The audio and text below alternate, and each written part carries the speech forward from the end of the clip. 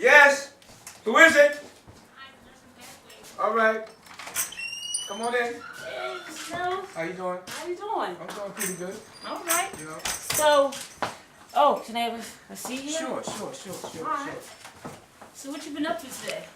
Well, I haven't been doing too much, just resting. I first heard about the home visit.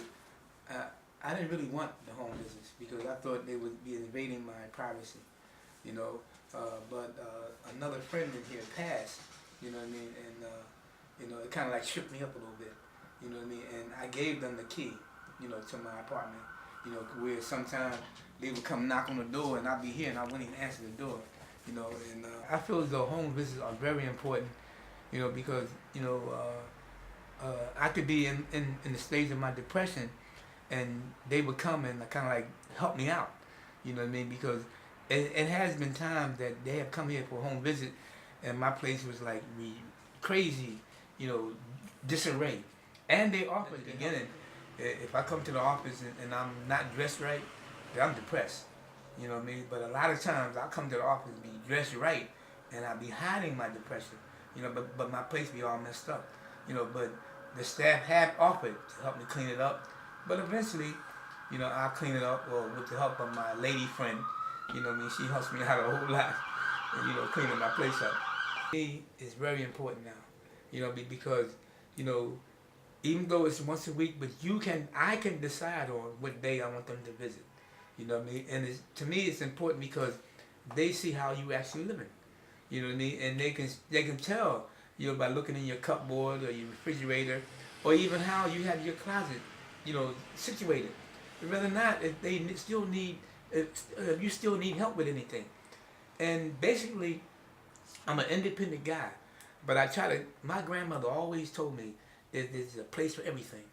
And I try to have everything in a place. That's why if somebody come in here and move one thing, I know it was moved, you know? And, I think home visit is very important for me, you know, and then to me it gives you a thing where these people really care about you a little bit, you know, because people that don't care ain't gonna visit you. My job is to assess where those needs are. Some participants may be more independent and want to be independent, but they may really have those needs.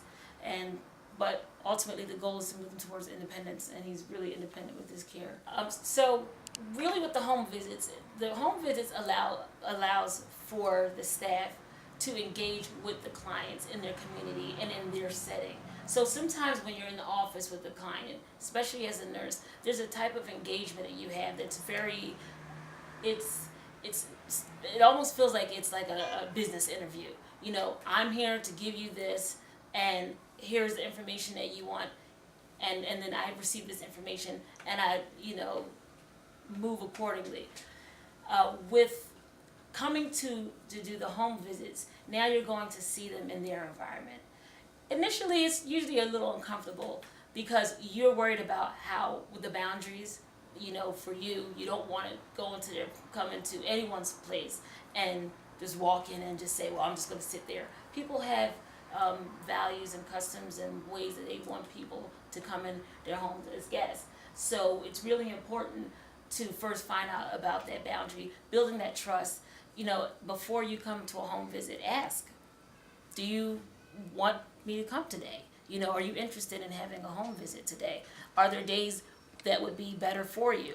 Usually when you give a person the freedom to make that decision, it's a lot easier for them to agree to the home visit than if you just pop up and you're just knocking on the door. I think also a very great thing to do is that when you see the client, ask them, you know, do you have a phone number that I can contact you on? You know, do we have to update the number that we have in our profile so that I can be able to contact you before I come to your place? Maybe, you know, we could plan something.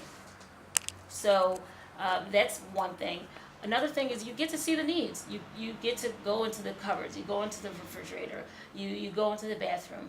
Some of the needs you can assess and identify as needs that you want to target. Maybe it will even affect the way you focus your next visit, and start a new plan around some of those issues.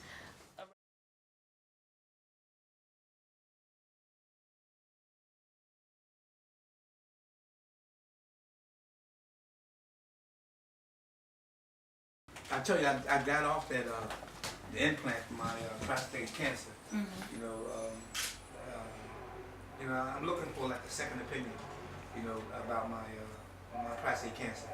I'm thinking about going to Jefferson Okay. Hospital because I know they work in. You can make an informed decision, Exactly. and so that you could be better, have an advantage in what's going on Yes. in your health. Because we don't want for you to put off treatment for so long Exactly. that things It'll get worse. progressively get worse Right, while we're right. in this waiting time for you to really make a decision. So I think the sooner we can sit down and actually make a plan would be the best. Yes. I am aware that you did make a phone call. You did take one step to make a phone call to the Cancer Centers of America. Yes. That was one agency you were looking through that Yes. organization to help you with your Yes. cancer treatment. Yes. But now you're thinking about Jefferson. Yes. Yes. So Jefferson would be now the next place that Exactly, you want to contact. exactly. Now, how far have you gone with that? Do you have? No, I haven't Okay. got in contact with the Jefferson Okay. people. Mhm. But like you say, I need to jump on it.